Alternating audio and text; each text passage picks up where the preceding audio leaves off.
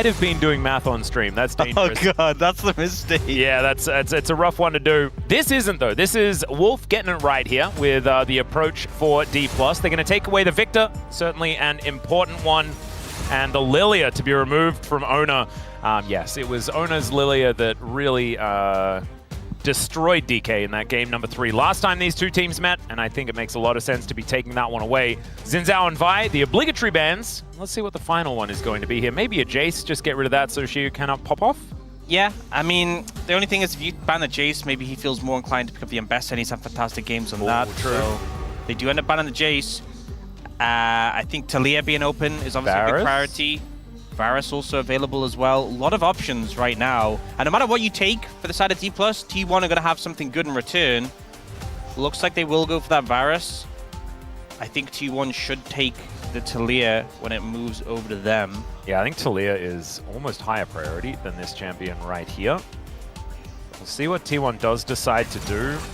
There's no Taliyah Pantheon available this time that we saw have some fantastic success yesterday. But the Varus certainly going to be high priority. Denying that one from Gumayusi, also a very important one. But let's see what T1's response is going to be. And the problem is, I don't know whether they've banned quite enough here. As you mentioned, the Taliyah, that's an obvious one. But now where does Oner go alongside it? Maybe we're just gifted an Oner Lee Sin game.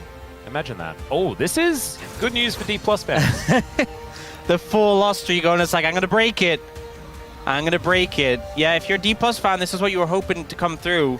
And also not, I mean, decent setup with the CC, but not like the strongest, most intimidating pairing. Taliyah Pantheon sounds a lot scarier than Taliyah Sejuani. Yeah. And now for DPLUS, looking at the Rise for Showmaker here as a solid mid option. Yep, Blind Rise is something that we have been worried about in the past, but it's not blind, it's into Taliyah, and so this makes a little bit more sense. No dashes on a Rise, so you don't need to worry about the rocks. It's kind of cool. And wondering what we'll see for Lucid here. I would assume a jungle pick comes through. There's things like the Poppy's open, the Viego, the Wukong. All picks I could imagine them picking up in this situation. I do like the Wukong. Wukong angle is kind of fun. Does mean that Xiu's pick is going to go a little bit wide, but they're listening to us, Orcs. They are thinking that the Wukong could certainly be a choice. Wukong into Sejuani is a tale as old as time. We've seen it in the LCK many, many times. Sort of the understandable answer, but Lucid, like, during his utterly dominant streak in Challenger, Wukong was at the height of his popularity, and so utilized it a lot to get a lot of victories. Yep. And here you have choices. You can either pick something for Doran, or you can pick an AD carry to match for Guma. They end up looking towards the Camille. We've seen this rise up a bit in priority, and also, you know, a good matchup into the Ambessa. We often saw when Ambessa first came out, Camille was a pick that was being used as an answer into it, and obviously Ambessa's a bit weaker than when she came out. Yep. So kind of twofold. One, you're securing a pick that pairs well to Sejuani, it works well for T1, but two, also making that Ambessa pick feel uncomfortable, and immediately going to start banning away top laners with that Jax taken off the cards. Now for DPLUS, I think you start to target the AD carry pool. Xayah going to be taken away from Guma immediately. Yeah, this is, it feels like a bit of a gambit. I think picking up Gumayusi's pick would have been the safest option there for T1, but this is kind of cool, you know? Picking the Camille and then protecting it as best you can. Of course, Poppy, kind of difficult matchup there as well, as you can Steadfast Presence the hookshot, and it is pretty telegraphed. The Jax, we understand this one. This has been the classic matchup. Now it's like Xiu can go towards Fiora if you want to get into that sort of territory, but it looks like Camille's going to be pretty safe there towards the top side as the Alistar immediate lock-in. That R4 Alistar is so common that we end up seeing that come through. Interestingly, I opted to ban the Lucian instead and left that one available. And the thing is, you're never going to have too much fun on the side of DPLUS playing into T1's composition if you're playing an engaged support, specifically because of that Taliyah. Makes a lot of champions' lives hell, or no, I do not like the Rakan here. The good old Rakan into Taliyah. Happens a lot. K'Sante did get buffed slightly. Not sure it's enough really to feel positive about. And also, K'Sante, I feel like even when K'Sante was really strong, Taliyah was one of those champions who actually held him accountable. Taliyah and Camille you actually take damage on this champion when you're playing into those two. So a little concerning. And I really hope it's... I mean, Wukong Rakan is a cool combo, but into Talia, into Camille, you only get exploded if you pick Rakan here. So please, I'm hoping it is not the Rakan. It depends what Beryl's goals are. But the Braum is going to come in, so his goals may not be die over and over again, because if that was his goal, then the Rakan would have been locked in. The MF just going to be picked face up into a Braum. Doesn't necessarily feel fantastic, but the ways this composition can flank on T1's side means that the door value, even if you are just picking MF straight up into it, is still not going to be that high. Yeah. It really felt like T1 had taken away a lot of the tools used to try and keep this Camille down. So Doran actually, I feel, is going to be a bit of a main character moving into this game number 2 as T1 poised for a 2-0 over DK here in our Saturday Showdown. See whether they can do it. 소환사의 협곡에 오신 것을 환영합니다. All right, T1 fans in full voice here in Lowell Park, but you can feel some of the desperation on the DK side at the same time. We'll see whether that is going to pay off as we get into it. Faker on his Talia, a pick that he has found a lot of success on in the past. Not necessarily in his like top 10 most iconic picks, but those ones are, you know, champions he's been playing a whole lot of times for a very, very long time. So still going to be a good one. And I think this season as well, his Talia has looked good. Did just land a full threaded volley on the Showmaker, who kind of stopped moving after that. Yeah. Seemed like I could see Rise sigh. He didn't, but it felt like I could see him sigh. I could kind of feel him flex. He's like, I can take it. You know, that's what I felt. That's a positive way to look at it. Yeah. I feel like Beryl would definitely do that. Yeah. He did. He did that over and over again in the last game, and then they lost. It's kind of how that one went. And that is not a criticism, because of course I do not actually understand what makes Beryl the way he is. Maybe these deaths in some of these games are why he's a 2-time world champion. As headbutt out, Gumayusi is still going to be taking a bit of damage here as Beryl does find that first Winter's Bite. And the second one as well, this time eaten by the cow. As Aiming and Beryl still needing to deal with this wave, Gumayusi doing a good job just focusing that one down, trying to get to that level 2 as quickly as possible. You've got to be a little bit cautious in this matchup as T1's bot lane, because playing into Braum typically in extended fights, you do lose out because of passive stacking, but particularly MF Alistair into Varus Braum, the longer the trade goes, the longer the fight goes, the worse you lose it. You know, you have the passive for that initial burst from Guma. Short trades, poke trades like that, perfect. That's exactly how you wanted to go. If it turns into an all-in, it does get a bit messy. I will say, Ignite for Keria versus Heal for Beryl does give it a bit of advantage in the all-in, but I don't think it's really going to be enough unless it's a big misplay from DPLUS' bot lane. Huh. So, 2025 has not been a good year for the Cassante. Yeah. I mean, he's been nerfed so many times, and the buff he got in return, which I believe was like his W damage. Yeah, that doesn't feel like it does. I don't think it's enough to really change the game. And especially, you know, maybe there's a scenario where Cassante is really good and you're like, okay, this feels phenomenal, but into Camille, I think Camille's going to have a fine time, particularly into this composition with Talia, who just, the Unraveled Earth really chokes out what Cassante wants to do, which is dash all the time, and also she actually can cut through him. Yeah. Often with her building like Leandri's. I can clarify what the buff was. It was 5 base damage to Pathmaker, which is W. Wow. And so, doesn't really do all that much. As Oner looking to grab himself a scuttle. Things have been quiet in the jungle, as we've seen thus far. And even though there are some difficulties towards that top side, I do think that this Wukong is going to be incredibly important in this game for DK. I think the team fighting for them as well is going to be very, very strong. And there's not a massive amount of range on T1's side, right?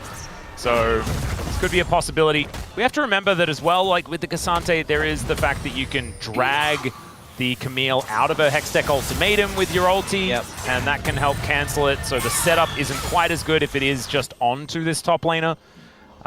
So there is that. There's the understandable reason as to why he picked it. It's just not sure whether it's exactly the greatest. There's good flash there from Aiming as Beryl also able to get out of the way and puts up the door in a really good spot.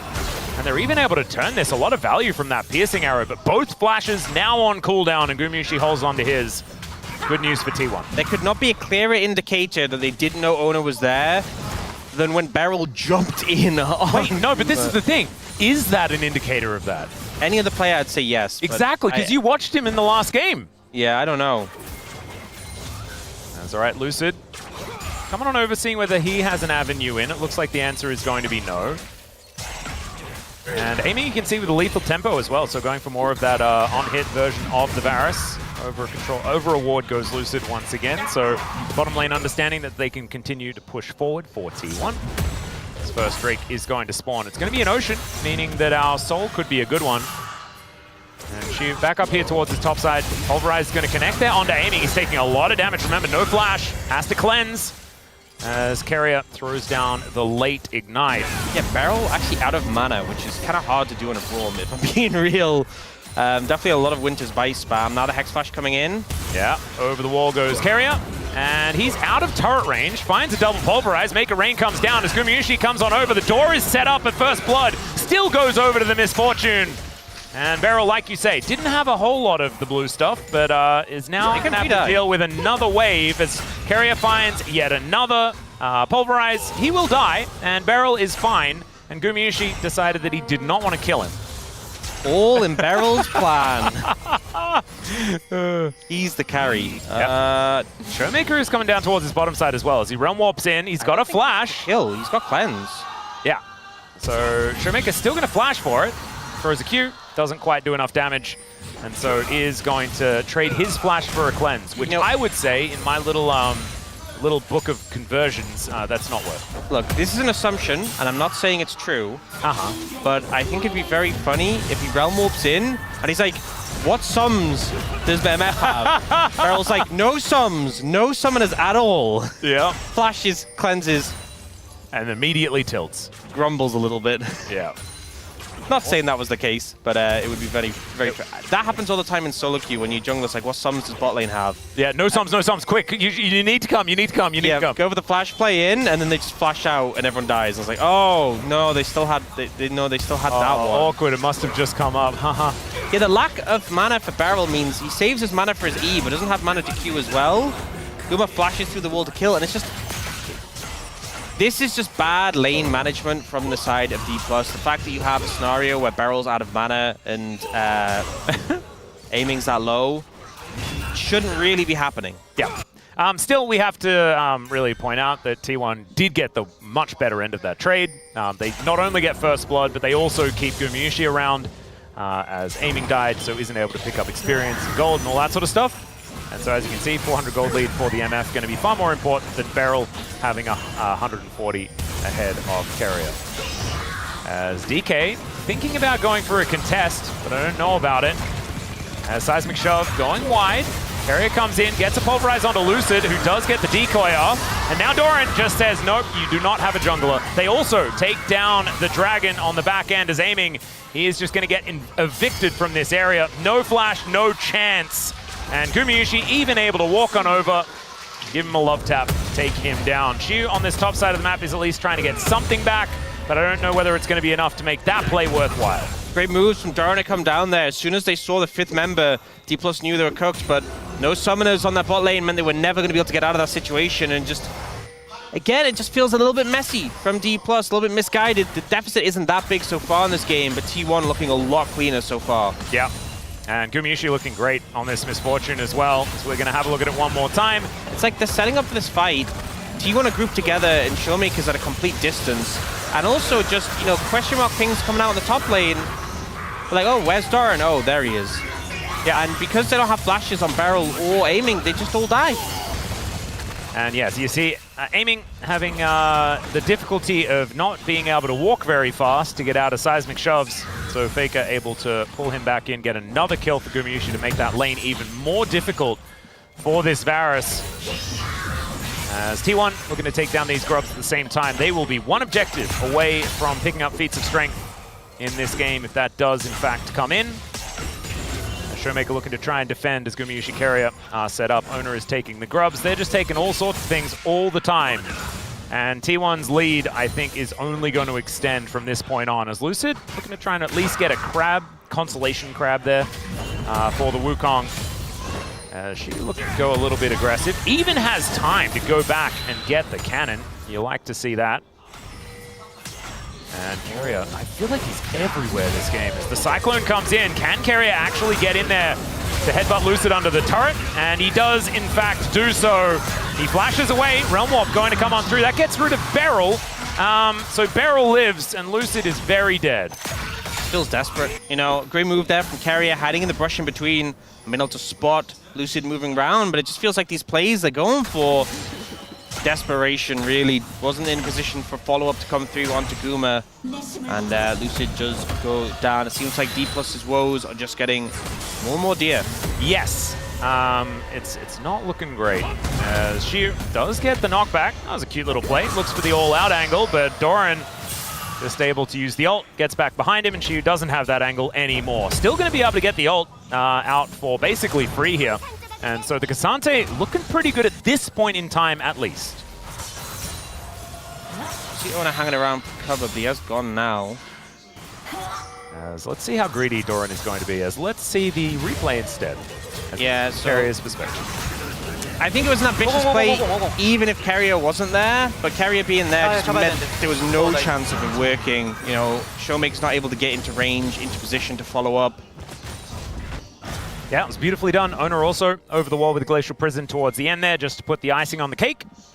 Worked out very, very well. As Lucid on top of a ward once again. They've been tracking this Wukong so effectively. It feels like T1, no surprises on the map for them whatsoever. Whereas DK are doing a lot of guesswork, and they have not been guessing correctly. Oh no, they have not. As Doran now, Trinity Force in hand. Gumayusi looking to lock down this bottom outer turret. And DK, I don't know whether they'll be able to get in, as Shiu's going to move down. Faker's in position, though. Shiu desperately trying to get towards this turret. He takes a fair bit of damage, but he is pretty tanky. And he gets over to the other side of the wall. Lucid going in. And Shiu clears out the wave. Yeah, now that he's here, Shiu's like, how do I get down? You know, it's like doing that mountain climbing where you climb up and you're like, wait a second, how am I supposed to figure out my way back? As Showmaker teleports in, and maybe that is the way he did it. Just asks his teammate to bring a ladder. Just save him, just keep top lane. Oh. Okay, Chains of Corruption going down. Remember, Doran doesn't have the ulti as they get the stun down onto Doran, but he's just quite tanky enough. And DK not going to be able to get the kill. Still, they get the flash, and that is important. Really, the difference here is aiming not having that first time completed. If he had that Blade of the Rune King, I think Doran would have just been dead. But the deficits, the goal deficit, showing that, you know, even plays that make sense start to fail when you're lacking that extra bit of damage. Well, speaking of an extra bit of damage, I think Faker certainly has it. As the threaded volley is coming down, we're going to stop watching that one as Lucid comes in, and the hook shot is so good from Doran. Bullet time comes down as well. Beryl almost just dead from that one, but they do manage to get the Camille, but at what cost? The answer is everything. Easy cleanup from the side of T1. You know, DPLUS go for that initial play onto Doran when he steps forward, but here, you've waited too much time. T1 have reset, they found a position where they can all collapse in, and it feels like DPLUS just blindly grabbing at whatever they can, and T1 slapping the hand away. Yep. Yeah, slapping the hand away, and then the hand hits them in the head. Yes. Is kind of how it goes. As, yes, they do manage to kill Doran, but Beryl unable to stop Doran from being able to hookshot his way out. Gumayusi unanswered on the bullet time, and then just comes on over and auto-attacks them down. T1 just rotating more crisply, right? And you've got Shiu, yeah, he's in the mid lane, he's able to get like a plate or two or something like that, but a Cassante being 180 gold ahead just doesn't really mean anything at all. Yeah. I think the MF being 1.6k ahead at 13.5 minutes into the game is probably the more important thing. It's looking pretty scary. It's looking pretty bad. And also, you know, you have a Braum on your team. You're kind of relying on like the Wukong to be engaging, and Lucid is falling further and further behind. Like, look at the health bar of the Wukong compared to Sejuani. Yeah. You dive in as this Wukong, you're probably just dead immediately. Well, Lucid is going to dive in and just flashes away and dies. Wow. Like, why? Still, Showmaker and Shiu, they're going to come on over. All Out is going to be used to separate Oner from this fight, but he just gets back towards this collapse onto Showmaker. And Gumayusi, he comes down yet again. They've set the table for it, and they're now looking to grab these kills. Glacial Prison comes on through once more, but Shiu, pretty tanky, so isn't going to be dying just yet. In the meantime, Faker on that top side of the map is looking to take down this turret. He should be able to do so. Remember, first turret blood still on the cards. No feats of strength taken just yet. It is just one objective away here for T1. As 3,000 gold is still the lead. Faker's still up here. Should be able to get this. This is kind of what I was worried about after game one. Game one, DPLUS had a lead, they had an advantage, managed to push it a little bit, and then they started to flounder and T1 pulled back. This is a game, though, where T1 are the ones who led the charge, who have the advantage, and it just doesn't even look remotely close. Nope. I feel like the floundering is where we started. Yeah. Instead of what we got to. He takes so much damage before the red even goes down. Like, maybe the thought process is, hey, we can collapse on them.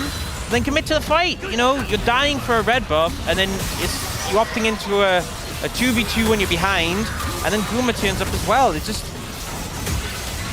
I think even DPLUS, if the players were looking at this play, which undoubtedly they'll review, they won't have any justification. They'll be like, yeah, I don't know what we're doing either. It just really feels like they're a little bit lost right now. It's looking like that. It's sort of been the tale of the week, to be perfectly honest. A loss against KT is not something many of us were expecting. Weak like EA or weak like EE? Both. Yeah, I pick one. Or just, yeah, do both. Just both. I think it's fine. Showmaker and Lucid going to see whether they can kill Faker. And Faker just skates away. Yep. Could be something to transition into some sort of Artican play, as I say. Let's punish Faker in the side lane. That's never failed before. That's always a solid strategy against T1. I'm sure he's all by himself and doesn't have the entirety of the Avengers ready to assemble the second something goes wrong. The old Avengers or the new ones? Both of them together. Oh, all of them? Yeah. All right. Well, Rift Herald is just going to be secured here by T1. And Showmaker's standing on a ward. That could be scary. Blast Cone here. It's an Infernal Soul, so we'll have a few extra Blast Cones. Sorry, Valdez. As, yes, T1 just trying to get even more control just to make sure that Faker can very safely take this turret on this top side. As I've seen fights in this area happen before, as Beryl throws out an ulti for fun. Yes, so engage form still not working too hotly. Yeah. He did hit 2 people with it. So there's that. So you're saying it's not his fault? No, I'm saying he should have probably not done it because no one was there to do anything about it. Because even though the thing that he wanted to happen happened, there was no actual result. Yeah, it wasn't a skill issue, it was a decision issue. Yes, it was certainly one of those. It's okay, Lucid just clearing things out. And let's see where T1 are going to strike next. Just feels already like it's a circling of the drain. It's a 4,000 gold lead, and that is pretty considerable here for 17.5 minutes. And look at that, linear gold graph. If you were Tom or Coma, you'd be sitting backstage, you're like, yes, that is right, boys. That's how we want to snowball a lead. Yep. And this could end up being a win in the Sejuani for Oner, breaking that loss streak. Yeah, this is the important thing on T1's side. What was it, 0-4? Yep, that seems crazy. As Headbutt Pulve under Beryl. Oner swings a flail at him as okay. Aiming going to start this one up. He's already down very low. There's the flash forward. Can they actually kill Guma? Here's the question. The answer so far is no. They take down Beryl finally. They overextend far enough to kill the Misfortune, but now the rest of them are likely to go down. Doran just executes aiming underneath the turret. And Shiu trying to escape. That blast cone direction was looking a little dicey, but he gives them the good old thumbs up as he exits. But they didn't need to kill Shiu to feel really good about how this fight goes, as Lucid is just running for the hills. And he will get out, but at what cost? I'm not sure why Lucid didn't flash. I actually think, like, don't get me wrong, they probably would have lost that fight anyway. But if you're going to go for that play, and Guma flashes your Cyclone, you have to flash after. I find that so... Did he not have the flash available at the time? I want to see the replay and check, because... Yeah, it might have just been coming up or something like that, because I was kind of waiting for that angle as well, as Faker will find Shiu, who dashes over some rocks, but is otherwise going to be okay. Let's have a look at it one more time and check. Yeah, flash not quite up. Wasn't quite available, because if you look here, He goes for Guma, and then I expected a flash now to come in. Yep. So he could follow up and get the knock-up, and then Guma just dies, and yes, it's still a hard fight, but a lot more playable. And as you can see, his flash only coming up in a few seconds, so really unfortunate. The problem is, you may think, oh, well, why didn't he just wait for his flash? But moments like those, timings like those, when you're this far behind, you don't get a pick and choose. Nope. They come, and you either try and take it, or you don't. They try to take it, it backfired, and now things are looking even more dire. Man, aiming is looking, yeah, like he doesn't really have very much in this game. 1-4-1 on this Varus. And still just looking for some scraps to try and put together his second item, that Rage Blade. Looking full of rage, but not a lot of blade at this point in time. And 2 items already done here. Gumayusi does have his Lord Doms as well as that Bloodthirster already done. This MF is just very, very powerful. 11 out of 12 as far as kill participation is concerned as well. Highest in the game.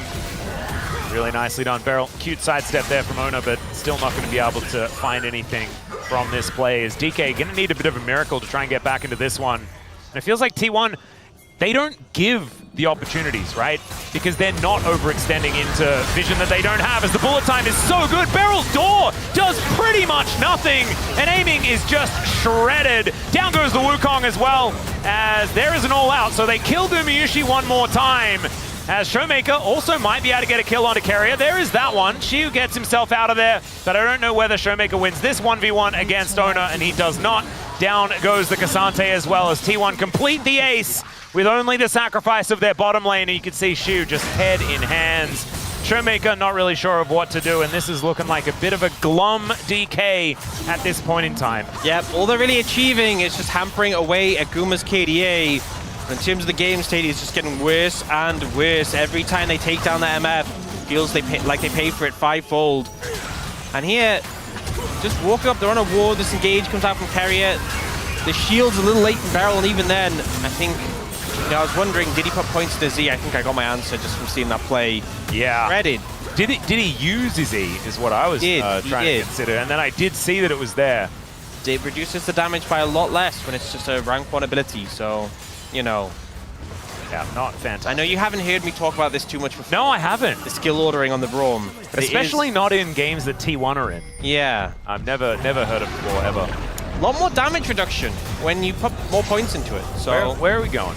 Keria just deciding that... Well, fortunately, it does still charge, even if you goop it like that. Yeah. So if they do get it to the tower, it will do the charge again.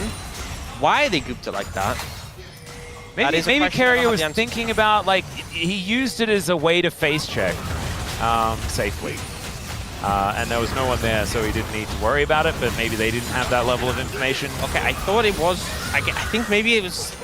The patch note said if you, like, charge into something and it doesn't, like, hit a tower, it will do the charge anyway. But maybe... Yeah. So far away from a tower? I don't know. I don't know. But, didn't look great. Still looked like it was a bit of a problematic scenario, as you've got Showmaker moving down towards the bottom side with teleport in hand to get rid of that minion wave. T1 getting to work on the Otacon, and DK have no real right to move up even into their topside jungle. And so this will just be T1's, not a whole lot of answer. As Lucid wanting to trade for an Infernal Drake. I don't think he gets to make that trade. Well, I mean, we know that there are a couple towards the top side, but it looks like DK may not have full information. Showmaker coming on over. There's a teleport in from Doran. DK going to have to be swift about this one if they want to lock this down, as they do manage to secure it, get some bounty gold as the Cyclone comes in.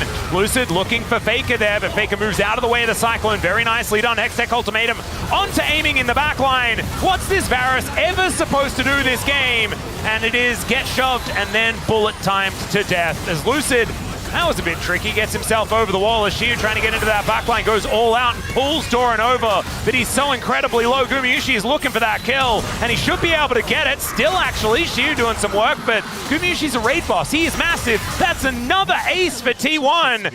And I don't know whether they'll need that many more of those in order to win this game. No, they won't quite end it right now, but the game is over.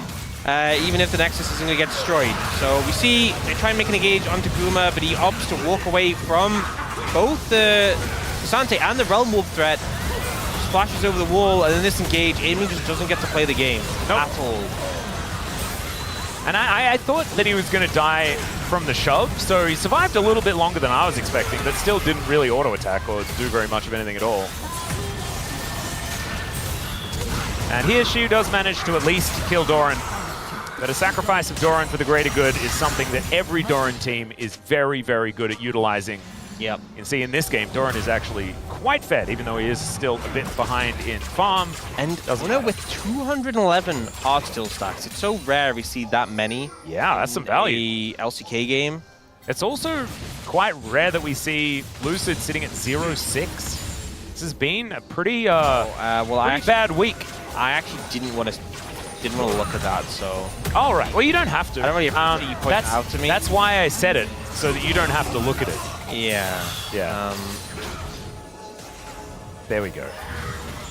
Beryl still getting into the jungle here, still trying to make something happen, but unfortunately it feels like the only things that DK can really make happen this game are, you know, 1 for 5 trades, which isn't necessarily in their favor.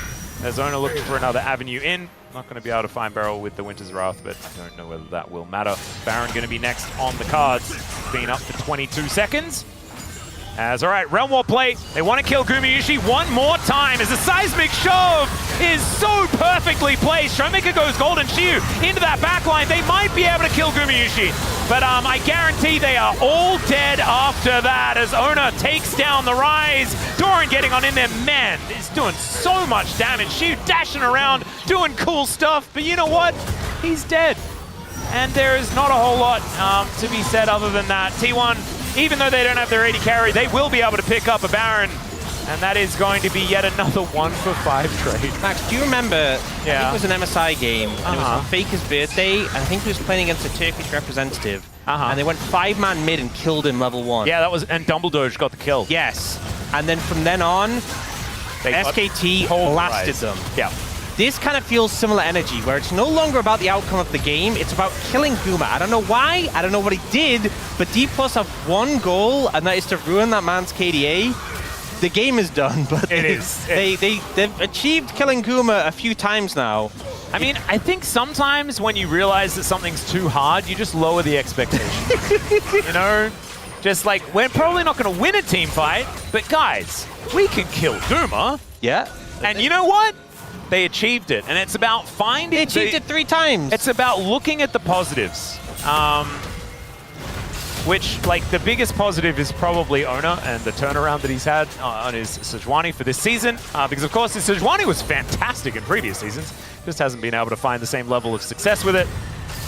And Doran now with 3 items, GA completed. I don't think he's dying again. Something that was talked about a lot on Space in the pre-show was the fact that one of the things with the Sejuani is you'll less have to carry yourself, and T1 has been so Oner-relied, so it's a good omen seeing them win with him on the Sejuani. Shiu is taking a lot of damage as Doran trying to chase him down. Aiming is going to push him away, but it's not going to stop this inhibitor from going down. DK, it is feeling circular in motion. They are just slowly but surely going down the drain. As Shiu does get his health bar back, Weave as well just to block off Lucid from this fight. Seismic Shove does not connect, but the Hextech Ultimatum goes in. There's another gorgeous bullet time as Gumayusi cuts them down. Kill credit going over to Doran. Sitting on 10 now this game. What a monster. Seismic Shove's gorgeous there from the GOAT. And I think T1 may have just done it far more swiftly than the last time, as Keria does what he likes to do at the end of games, which is die to the fountain laser, and that's going to mean that it isn't the classic for this particular game, which is 1 for 5 trades. Nexus still going to go down, though, and T1 looking clean with it here today. Yeah, and obviously we talked about at the start of the day, Keria